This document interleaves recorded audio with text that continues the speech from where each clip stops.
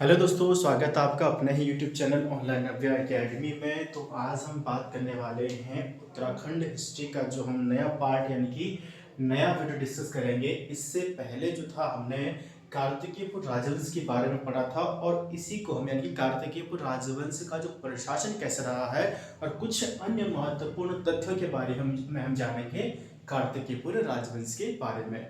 हमने यहाँ पे कल जो था इससे पहले जो वीडियो था उसमें पढ़ा था कि कार्तिकेयपुर राजवंश के जो है वो अलग अलग जगह से हमें स्रोत जो पता चलते हैं वो शिलालेखों के अनुसार जो स्रोत जो रहे हैं कार्तिकेयपुर राजवंश के बारे में इतिहास बताने वाले, तो वो उसके शिलालेख रहे हैं, ताम्रपत्र रहे हैं, यानी उसके अभिलेख ताम्रपत्र ताम्रलेख आदि रहे हैं, जो कि बैजनाथ, बागेश्वर और लखम अलग अलग जगह से मिले हुए हैं। जिसमें कि हमारे पास जो अलग अलग स्थानों में जैसे कि आपके पास पांडुकेश्वर, लखनऊ पांडुकेश्वर, पांडुकेश्वर हो गया, साथ ही कंडारा हो गया, बैजनाथ हो गया, बागेश्वर हो गया, अल्मोड़ा हो गया, तो चंपावत हो गया। तो यहाँ से जो है इनकी अलग अलग जगह से इनके जो स्रोत जो है वो ताम्रपत्र अभिलेख जो है मिले हुए हैं, जिससे हमें कार्तिकेयपुर राजवंश के बारे में पता चलता है। जहाँ पे हमें पता चलता है कि कार्तिकेयपुर राजवंश के शासकों ने 700 ईस्वी से 1000 ईस्वी तक जो था वो उत्तराखंड पर शासन किया था। लगभग 300 साल शासन किया था और लगभग 14 नरेशों ने 3 परिवार इसके रहे हैं। पहला जो आपका रहा है खरपड़देव वंश, दूसरा निम्बर वंश और तीसरा सलुरादित्य वंश, जिन्होंने लगभग 12 वर्षों तक लगभग जिसके 14 जो शासक रहे हैं और उन्होंने 300 सालों तक जो है उत्तराखंड पर अपना अधिकार या शासन किया था। ठीक है, तो इसके बारे में पढ़ाने की जरूरत है नहीं, मैं इससे पहले वाले वीडियो में डिस्कस कर चुका हूँ, लेकिन एक बार फिर से बता देता हूँ। प्रथम परिवार जो था उसके बारे में जानकारी मिलती है बागेश्वर शिलालेख से मिलती है। ठीक है, बागेश्वर शिलालेख से मिलती है, जो कि त्रिभुवन राज का हमें यहाँ पे देखने को मिलता है। ठीक है, दूसरा हमारे पास है द्वितीय परिवार जो रहा है ललित सूर्यदेव के ताम्रपत्र, इसके बारे में जानकारी मिलती है, जिसमें निम्बर वंश की जानकारी मिलती है। और तीसरा परिवार था वो रहा है सलुरादित्य वंश, और जिसकी जानकारी हमें बालेश्वर ताम्रपत्र से मिलती है और साथ ही जो है वो पांडुकेश्वर ताम्रपत्र से भी मिलती है। ठीक है, पांडुकेश्वर ताम्रपत्र जो है वो आपका किसका है, एक पांडुकेश्वर ताम्रपत्र देखिए आपके सुभिक्षराज का भी मिलता है और पद्मदेव का भी मिलता है और ललित सूर्यदेव का भी मिलता है। सबसे ज्यादा ताम्रपत्र जो मिले हुए हैं वो मिलते हैं ललित सूर्यदेव के, और निम्बर वंश का सबसे शक्तिशाली शासक भी ये रहा है। एक एक करके इस वंश के बारे में फटाफट बता देता हूँ, फिर इसके बाद हम डायरेक्ट डिस्कस करेंगे इसके प्रशासन के बारे में। ठीक है, प्रथम परिवार जो था इसका संस्थापक सबसे पहले तो बसंत देव रहा है, जिसने परम भट्टारक महाराज परमेश्वर की उपाधि धारण की थी। और ऐसा कहा जाता है कि उसने एक मंदिर के निर्माण के लिए स्वर्णेश्वर नामक ग्राम जो था वो दान में दिया था। ठीक है, बसंत देव की पत्नी का नाम था सत्यनारा और सत्यनारा से इनका पुत्र हुआ वो था खरपड़देव। ठीक है, खरपड़देव ही इसका उत्तराधिकारी माना जाता है। और खरपड़देव की पत्नी का नाम था कल्याणी देवी। खरपड़देव की कल्याणी से कल्याण हो गया, यानी कि उनकी कल्याणी जो उनका कल्याण जो था उनका पुत्र का नाम था कल्याण राज। ठीक है, कल्याण राज की पत्नी का नाम था लता देवी और कल्याण राज का पुत्र फिर त्रिभुवन राज जो था वो अंतिम शासक बनता है। अंतिम शासक के रूप में शासन किया, जिसने कि व्याघ्रेश्वर मंदिर के लिए जमीन जो थी वो दान दी थी। तो प्रथम परिवार जो था वो त्रिभुवन राज जो था वो यानी कि खरपड़देव वंश का अंतिम शासक माना जाता है। दूसरा परिवार आता है निम्बर वंश। निम्बर वंश की जानकारी में ललित सूर्यदेव के ताम्रपत्र से मिलती है और ललित सूर्य यानी कि जो निम्बर वंश का संस्थापक जो था वो निम्बर था, जो कि शैव धर्म का अनुयायी था। और निम्बर वंश यानी कि निम्बर की पत्नी का नाम था नासु देवी। निम्बर का पुत्र हुआ इष्टगण देव। इष्टगण देव ऐसा पहला शासक था, यानी कि ऐसा पहला शासक था उत्तराखंड के उस समय तत्कालीन जो था पहला शासक, जिसने कि उत्तराखंड को एक सूत्र में बांधने का प्रयास किया था। गढ़वाल को एक सूत्र में, उत्तराखंड को एक सूत्र में बांधने का प्रयास किया था। और इष्टगण की पत्नी का नाम था वेगा देवी। इष्टगण ने जागेश्वर में उसने लकुलीस हो गया, नवदुर्गा, महिषमर्दिनी, नटराज आदि की मूर्तियां यहाँ पर मंदिर जो थे स्थापित किए थे। इष्टगण के बाद उसका पुत्र ललित सूर्यदेव शासक बनता है। ललित सूर्यदेव की 2 पत्नियां थी, लैया देवी और सामा देवी। सामा देवी ने ही भगवान नारायण मंदिर का वहां पर निर्माण करवाया था। ठीक है, ललित सूर्यदेव जो था वो निम्बर वंश का सबसे शक्तिशाली शासक था और इसके पांडुकेश्वर ताम्रपत्र, जो ललित सूर्यदेव का पांडुकेश्वर ताम्रपत्र है, उससे इसको मग्न धरती का उद्धारक या विष्णु भगवान का जो वराह अवतार है उसके समान इसको माना गया है। ठीक है, निम्बर वंश का सबसे शक्तिशाली शासक था। ललित सूर्यदेव के बाद उसका पुत्र भूदेव शासक बनता है, जिसका बागेश्वर अभिलेख हमें देखने के लिए मिलता है।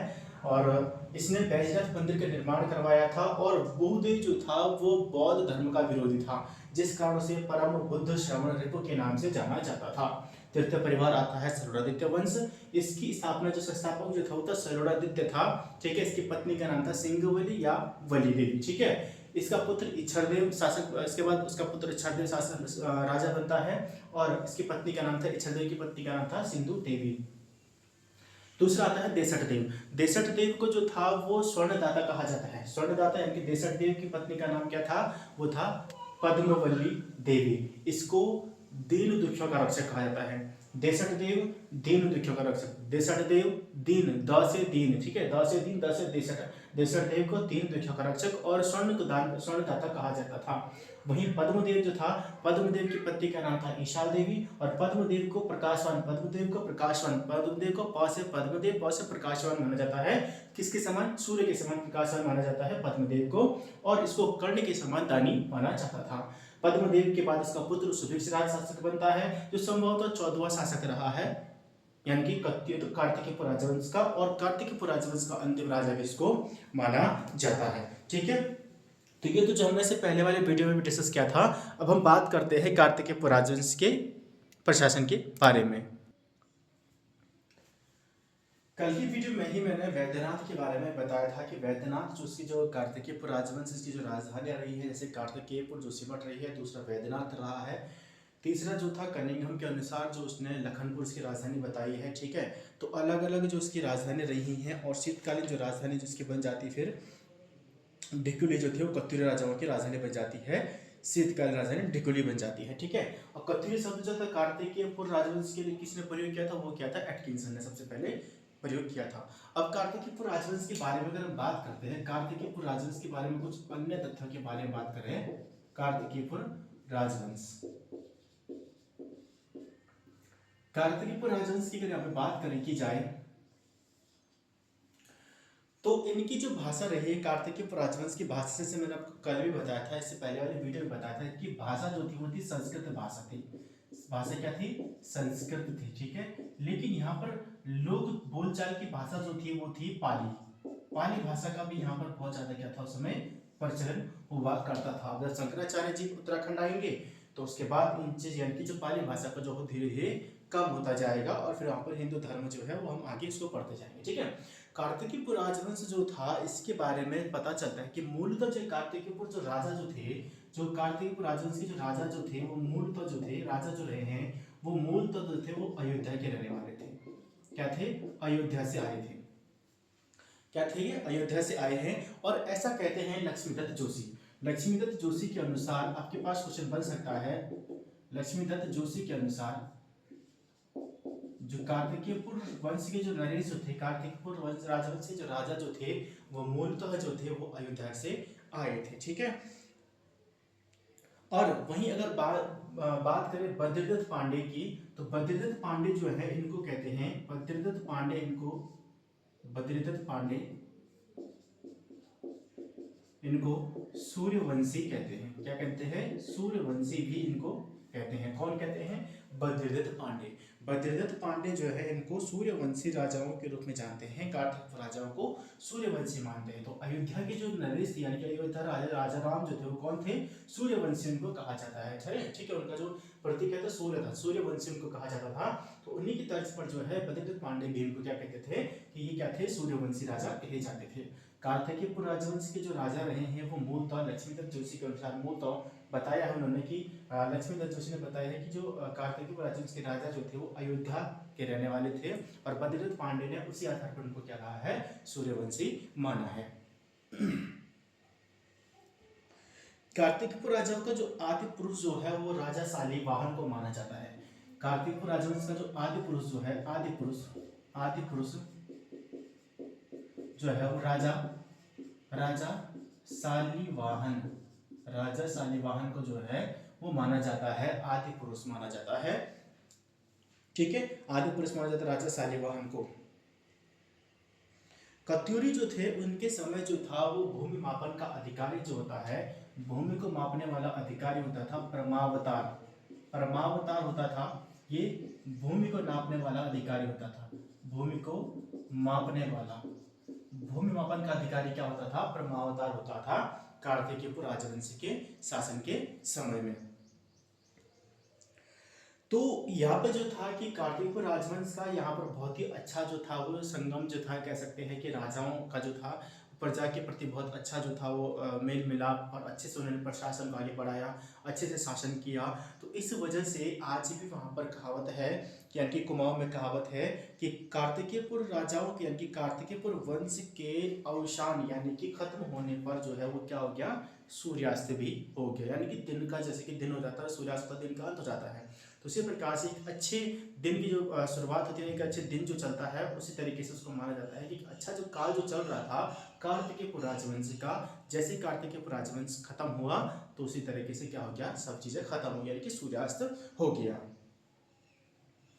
ठीक है। तो कार्तिकपुर राजा जो थे वो गिरिराज जो था, गिरिराज चक्र चूड़ामणि के उच्च पद पर विभूषित थे, और इनको चक्रवर्ती सम्राट के रूप में भी जाना जाता था। ठीक है। और साथ ही यहाँ पर जो राज्य प्रबंधन का जो क्या थी, वो राज्य का जो प्रबंधन जो था वो एक उच्च कोटि का था, एक बहुत ही अच्छे तरीके से बनाया गया था, यानी कि राज्य का जो प्रशासन जो था वो बहुत ही बेहतर तरीके से बनाया गया था। तो इसीलिए तो वहाँ पे कहा जाता है कि वो राज्य जो था उस समय जो कार्तिकेयपुर जो शासनकाल जो था वो एक बहुत ही अच्छा शासनकाल था, और उनके खत्म होने के बाद ही क्या हो गया, वहाँ पर सूर्यास्त हो गया। ठीक है। तो उन्होंने जिसके पुलों हो गया, सड़कों हो गया, इन पर की अच्छी व्यवस्था यहाँ पे बनाई थी। ठीक है। और अनेक जो कार्य जो थे प्रजा के हित में कार्य किए हुए हैं। ठीक है। और इनके जो कार्तिकेयपुर जो इनकी राजधानी जो थी वो इनकी इष्ट देवता जो थे कार्तिकेय के नाम पर ही कार्तिकेयपुर जो था इनका वंश को जाना जाता है। ठीक है। तो इसमें जो आपका नेक्स्ट आपका रहेगा, इसमें इसके प्रशासन के बारे में पढ़ते हैं। तो इसी के शासनकाल में यानी कि कार्तिकेयपुर राजवंश के शासनकाल में ही जो था शंकराचार्य जी था, यानी कि आदि गुरु शंकराचार्य जी थे। शंकराचार्य जी का जो था वो उत्तराखंड में आगमन हुआ था। आदि गुरु शंकराचार्य जो थे, ये जो थे कार्तिकेयपुर राजवंश के समय में के शासनकाल में ही ये थे, उत्तराखंड में आए थे। ठीक है। तो उत्तराखंड में आए थे। तो शंकराचार्य जी की अगर हम बात करें तो शंकराचार्य जी का जन्म जो था, इसके जन्म की डेट नहीं पता चलती, लेकिन इनका जन्म जो था वो केरल में हुआ था। कहाँ पर हुआ था? केरल में हुआ था। केरल में इनका जन्म हुआ था। केरल के जो कलाड़ी, केरल के कलाड़ी गांव में जो था, केरल कलाड़ी जो था, कलाड़ी गांव केरल में इनका जन्म हुआ था आदिगुरु शंकराचार्य जी का। और 820 ईस्वी में इनकी मृत्यु हुई थी। 820 ईस्वी में मृत्यु हुई थी। कहां पर हुई थी?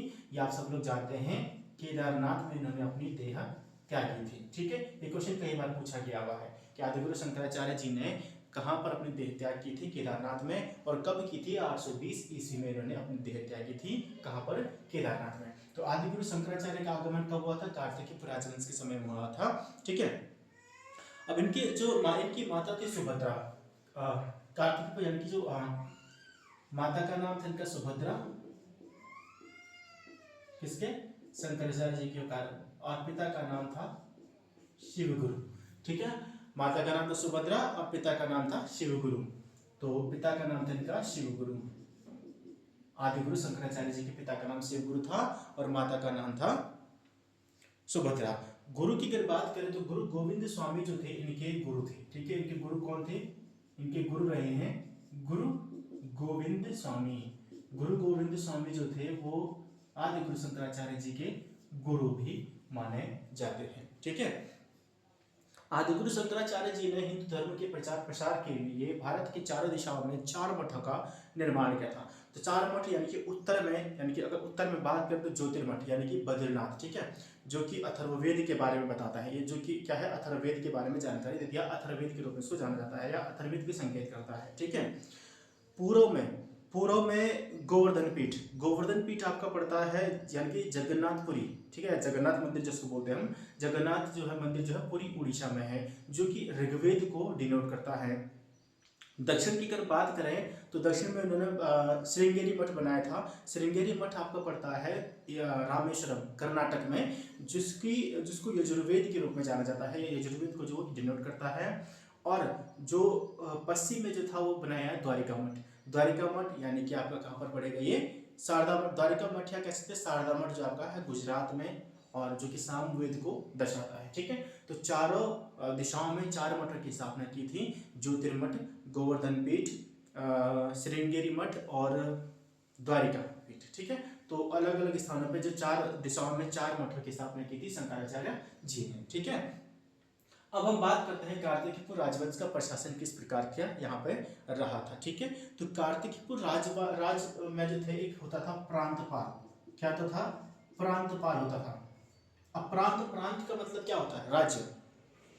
राज्य क्या होता है? राज्य। ठीक है, अब एक राज्य कब बनेगा? एक निश्चित सीमा तक ही उसका दायरा हो सकता है ना। अब एक निश्चित सीमा में जहां तक उसकी सीमाएं फैली होगी वहीं तक तो एक राज्य, किसी भी राज्य का जो, मान लीजिए दो अलग अलग राज्य हैं, ठीक है, तो एक निश्चित सीमा तो थी उस टाइम में समय पे। तो जहां तक इसकी सीमाएं थी कार्तिकेयपुर राजवंश की, जहां तक सीमाएं थी वहां तक क्या था? कार्तिकेयपुर राजवंश फैला हुआ था। तो यानी कि उन सीमाओं की रक्षा करने वाला, यानी कि क्या थी? सीमाओं, राज्य की सीमाओं की रक्षा करने वाला, राज्य की सीमाओं की रक्षा करने वाला जो होता था वो होता था प्रांतपाल होता था। क्या होता था? प्रांतपाल होता था। दूसरा था आपके पास घटपाल। घटपाल होता था, वो होता था गिरिद्वारों का रक्षक। गिरिद्वारों का रक्षक, गिरिद्वारों का रक्षक होता था कौन? वो होता था घटपाल। ठीक है, वर्मपाल एक तो प्रांतपाल, घटपाल, वर्मपाल, ये कार्तिकेयपुर राजवंश के उत्तराधिकारी या पदाधिकारी थे।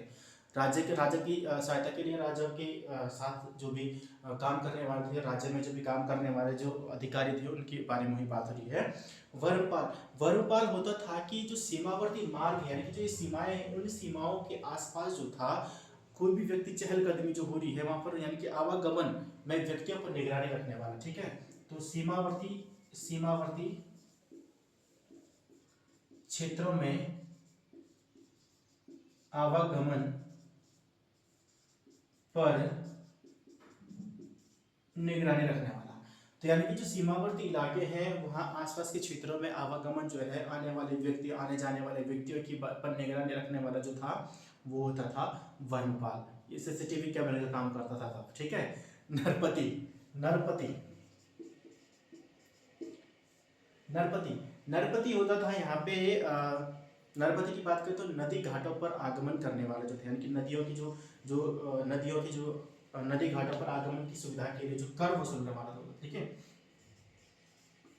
नदी घाटों पर आगमन करने के लिए, तो आगमन हेतु जो कर वसूलने वाला होता था वो होता था नरपति। अब नदी घाटों पर आगमन कैसे रोका, वो कैसे उसे वसूलेगा? अब जैसे नदी पर क्या पुल बना दिया है, तो उस पुल पर जाने के लिए एक सुविधा दे दी गई थी ना, पुल बना दिया था, एक सुविधा दे दी थी उसको। उस पुल पर जाने के लिए क्या होता है? टैक्स लगता था। ठीक है, तो इसके लिए पार करने के लिए टैक्स लगता था, तो वो काम कौन करता था? वो टैक्स वसूलने काम करता था नरपति। ठीक है, दोषापराधिक। ठीक है, अब दोषापराधिक तो दोष करने वाले अपराधी को पकड़ने वाला। दोष करने वाले जो क्या होता है? दोषापराधी पर दोष करने वाले अपराधी को पकड़ने वाला, यानी कि अपराधियों को पकड़ने वाला जो था सर्वोच्च अधिकारी जो होता था। देखो, अपराधियों, ठीक है, तो दोष करने वाले अपराधी को पकड़ने वाला होता था दोषापराधिक। तो यानी कि अपराधियों को पकड़ने वाला, यानी कि दोष करके तब अपराधी होगा। ठीक है, तो दोषापराधिक, तो अपराधियों को पकड़ने वाला जो सर्वोच्च अधिकारी होता था वो होता था दोषापराधिक। दूसरा होता था दुसाध्य साधिक।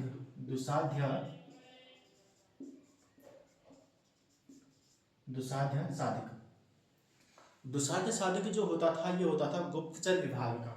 दुसाध्य साधिक होता था गुप्तचर विभाग का सर्वोच्च अधिकारी जो होता था दुसाध्य साधिक होता था। ठीक है, तीसरा आप बात करें जैसे दंडपाशिक था, दंडनायक था और महादंडनायक था। तो ये पुलिस विभाग के अधिकारी होते थे। ठीक है, दंड देने वाले जो थे, यानी कि दंडपाशिक, दंडनायक और महादंडनायक। जहां दंड शब्द आ गया वहां पे क्या? पुलिस अधिकारी थे। ठीक है, दंडपाशिक, दंडनायक और महादंडनायक जो था वो कहते हैं पुलिस विभाग के अधिकारी होते थे। ठीक है, कर्मांत जो थी, कर्मांत जो थी वो तहसील स्तर पर एक प्रशासनिक इकाई होती थी। ठीक है, तहसील स्तर पर क्या होती थी? एक प्रशासनिक इकाई होती थी। ठीक है, कारिका मतलब होता कार्य करने वाला। ठीक है, कार्य करने वाला, कारिका यानी कि राज मिस्त्री जो होता था, है ना, मिस्त्री, कारीगर जो होता था, मिस्त्री हुआ करता था, राज मिस्त्री जो होता था तो कारिका कहा जाता था। ठीक है,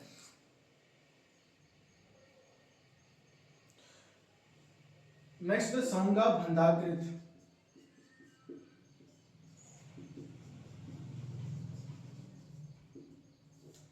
सौंगा भंडाधिकृत जो होता था वो होता था मुख्य आर्किटेक्चर जो होता था। ठीक है, आर्किटेक्चर होता था जो संगा भंगाधिकृत इसको बोला जाता था।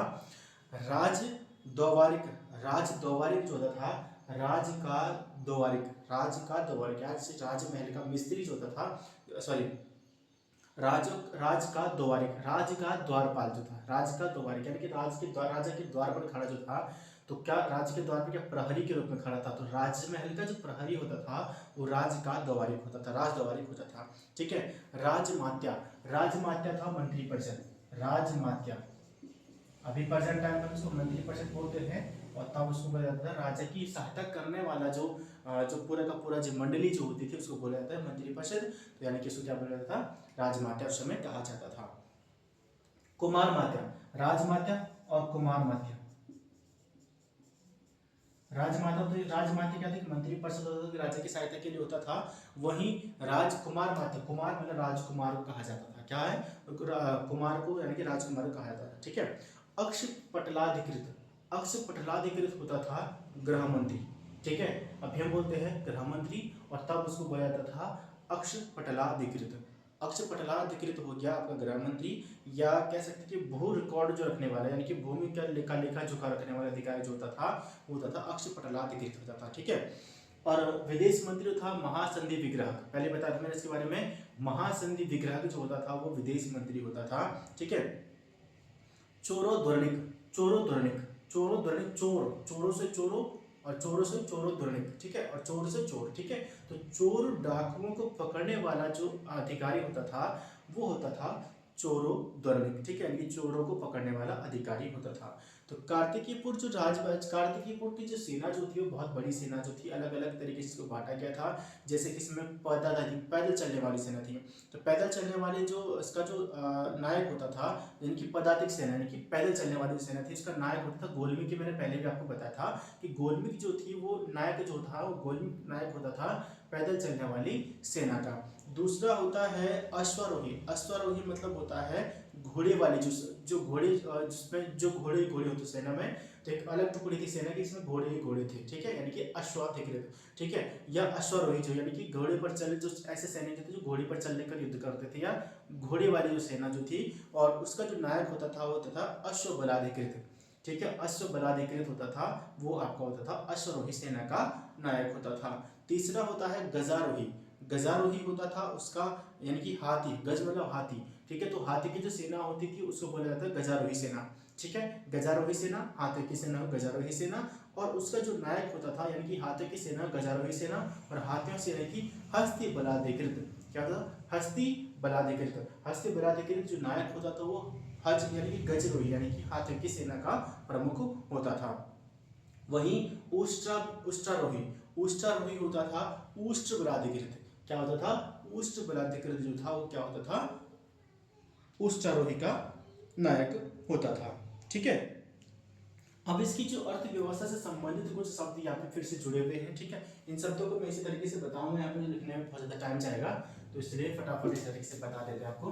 देखिए यहाँ से प्रशासन से आपको ध्यान रखना है, जैसे कि आपने देखा होगा यूपी ट्रिपल जो है वो इन चीज़ों पर ज़्यादा ध्यान दे रहा है। अभी वो राजाओं के नाम कम, हिस्ट्री का जो होगा मूल तौर पर आपका जो फोकस है वो प्रशासन के बारे में ही वो ज़्यादातर पूछता है। और ये चीज़ें आपकी जो हुई, जैसे आपके पास लोअर पीसेस वगैरह आने वाला है, तो उसके लिए भी ये आपके बहुत इंपॉर्टेंट हो जाएगी कि प्रशासन का वहाँ पे पता होना बहुत जरूरी है। तो कार्तिकीपुर राजवंश का जो अर्थव्यवस्था रही, कार्तिकीपुर राजवंश की अगर हम अर्थव्यवस्था की बात करें, अर्थव्यवस्था की अगर हम बात करते हैं, तो इसकी अर्थव्यवस्था, कार्तिकीपुर राजवंश की अर्थव्यवस्था का जो प्रमुख साधन जो रहा है वो रहा है कृषि, वन और खनिज संपदा। ठीक है, यानी कि कृषि जो हुआ करती थी और वन और खनिज जो थे, यही इनकी जो थी वो आय के प्रमुख स्रोत रहे हैं। आय के प्रमुख स्रोत क्या थे कार्तिकीपुर राजवंश के, वो थे कृषि, वन और खनिज संपदा। तो कृषि की जो उन्नति जो थी, यानी कि कृषि की देखभाल के लिए, कृषि की उन्नति की देखभाल के लिए एक अधिकारी होता था, उसको बोला जाता था क्षेत्रपाल। क्या बोला जाता था, क्षेत्रपाल उसको बोला जाता था। ठीक है, तो कार्तिकीपुर राजवंश का प्रमुख साधन क्या था अर्थव्यवस्था का, आर्थिक जो संरचना है अर्थव्यवस्था का वो था कृषि थी, और वन से और खनिज संपदा से। और कृषि की उन्नति के लिए एक अधिकारी नियुक्त किया जाता था जिसको उसकी देखरेख करनी होती थी। कृषि की देखरेख करनी होती थी, वो होता था क्षेत्रपाल होता था। ठीक है, एक होता था औपचारिक, एक होता था यहाँ पे औपचारिक, औपचारिक नामक अधिकारी होता था, या इसको बोला जाता था षटकोशचारिक या पटकोशचारिक, पटकोशचारिक। ठीक है, एक तो था औपचारिक और दूसरा तो पटकोशचारिक, एक औपचारिक या पटकोशचारिक। तो ये जो भूमि के जो अभिलेख होते थे, भूमि अभिलेख जो होते थे, जैसे अभी प्रेजेंट टाइम पर हम क्या देखते हैं, भूमि अभिलेख, लेखपाल होता है जैसे, है ना। लेखपाल जो होता था उसका काम क्या होता था, भू अभिलेखों का खसरा क्या है, किन चीजों के बारे में जानकारी देना है, उसके पास सारे काम उसके पास होते थे। तो वही के काम करता था उस समय औपचारिक या पटकोशचारिक। तो भू अभिलेख जो थे वो यहाँ पे जो सारी जिम्मेदारी होती थी वो इस अधिकारी की होती थी, यानी कि औपचारिक की होती थी।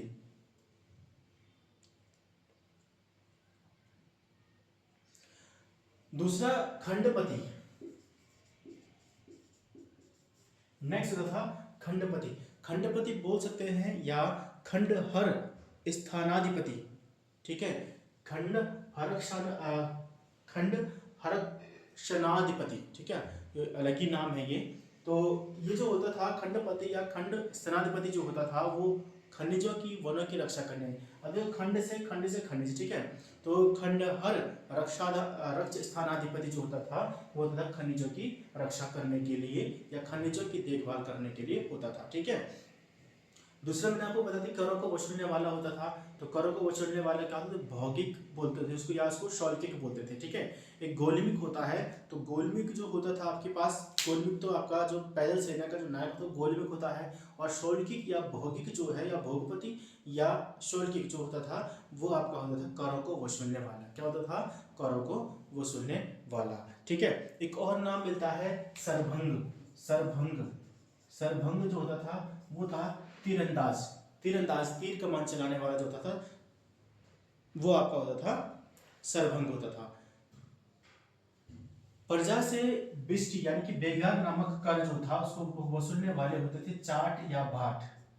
चाट या भाट जो होते थे वो कर्ज जो प्रजा जो थी उससे कर वसूलने वाले जो होते थे, यानी कि कुली, यानी कि जो बिस्टी या बेगार जो कर होता था, बिस्टी या बेगार वसूलने वाले जो होते थे प्रजा से, उनको बोला जाता था चाट या भाट। ठीक है, दूसरा होता था आभीर। आभीर, एक नेक्स्ट आता है आभीर। आभीर जो होता था ये पशुओं से दूध आदि निकालने वाले जो होते थे उनको बोला जाता था आभीर। ठीक है, पशुओं से दूध आदि जो थे निकालने वाले को आभीर बोला जाता था। ठीक है, तो यहाँ पे भूमि इकाई का जो था वही हमारे पास, जैसे पहले हमने पढ़ा था कि भूमि इकाई के लिए यहाँ पर, भूमि इकाई के यहाँ पे भूमि मापन के अलग अलग यहाँ पे विधियाँ थी। द्रोण मापन, कुल्यावापम, खारी वापम जो थी यहाँ पे भी द्रोण यानी कि जो भूमि मापने की यहाँ पे अलग अलग विधियाँ देखी जाती थी। ठीक है, तो ये था कार्तिकेयपुर राजवंश का प्रशासन। प्रशासन मुख्य तौर पे आपको जिसमें जो इनके जो नाम है, आपके जो पदाधिकारियों के नाम है और इसकी अर्थव्यवस्था रही है, इसके बारे में आपको यहाँ पे पढ़ना पड़ेगा और इसको आपने देखना है। ठीक है, तो नेक्स्ट टाइम यहाँ पे पढ़ेंगे कत्यूरी राजवंश के बारे में। तो ये तो हमारा था कार्तिकेयपुर राजवंश। अब देखिए, अब जैसे एटकिंसन के अनुसार उन्होंने इसी को कत्यूरी राजवंश कहा है, लेकिन कत्यूरी वंश अलग हो गया है, कार्तिकेयपुर राजवंश अलग हो गया है। ठीक है, जैसे हमने पहले भी पढ़ा था कि कत्यूरी राजवंश जो था, वैसे तो राजधानी जो हमने पहली पढ़ी थी, हमने ज्योतिर्मठ के पास जो कार्तिकेयपुर पढ़ी थी कार्तिकेयपुर राजवंश की, वही कत्यूरी वंश की जो पहली राजधानी रही वो भी जोशीमठ ही पड़ती है। ठीक है, बट जो उसकी दूसरी राजधानी पड़ती है कत्यूरी राजवंश की, वो रणचूलाकोट पड़ती है। जबकि हमने कार्तिकेयपुर राजवंश की दूसरी राजधानी कहाँ पड़ी थी, गोमती घाटी जो है, यानी कि बागेश्वर में जो है वो पड़ी थी बैजनाथ जो है, कत्यूर घाटी बैजनाथ जो है। ठीक है, वो पड़ती। तीसरी राजधानी भी हमने इसकी पड़ी थी जो कनिंघम कहता है, कनिंघम के अनुसार लखनपुर थी, और शीतकालीन राजधानी भी इसकी बनती है डिगुली। ठीक है, तो ये अलग अलग हमने इसके बारे में पढ़ा, लेकिन कुछ चीज़ें जो है वो मिलती जुलती है, इसलिए हो सकता है एटकिंसन ने क्या किया था, इसी को उसने कत्यूरी राजवंश बता दिया था। ठीक है, अब हम बात करेंगे इसमें नेक्स्ट वीडियो में, वो हम पढ़ेंगे कत्यूरी राजवंश के बारे में। कार्तिकेयपुर राजवंश हमारे यहाँ पे खत्म होता है। देखिए थोड़ा सा जो चीज़ें हैं कुछ जैसे कि जो बोर्ड में लिखने में ज़्यादा लंबा टाइम ना जाए, इसलिए मैं उसको फटाफट बता देता हूँ, जब बाकी जो एक्सप्लेन करने वाला होता है मैं यहाँ पे लिख देता हूँ उसमें। ठीक है, तो वीडियो आई होप आपने पूरा देखा होगा, तो वीडियो कैसा लगा कमेंट बॉक्स में जरूर बताएं, और मिलते हैं जल्दी नई वीडियो के साथ। तब तक के लिए जय हिंद, जय भारत।